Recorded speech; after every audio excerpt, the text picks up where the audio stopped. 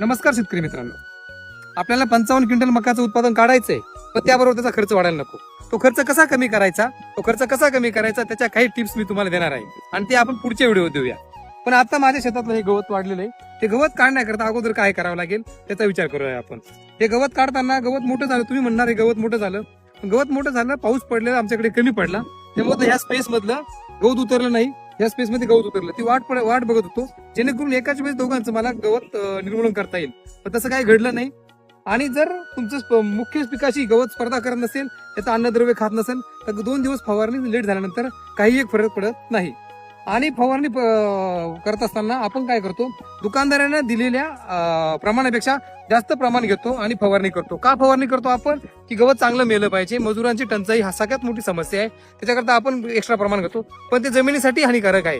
पण आपण काय करणं गरजेचं आहे की आपण पाण्याचा पीएच चांगला करणं गरजेचं आहे.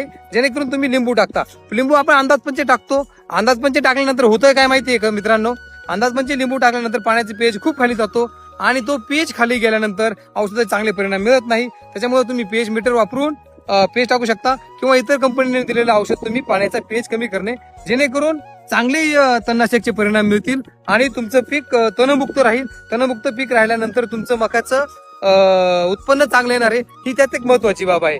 आणि आता ते खर्च कसा कमी करायचा मकाच्या उत्पादनाचा ते मी पुढील व्हिडिओ सांगणारच आहे.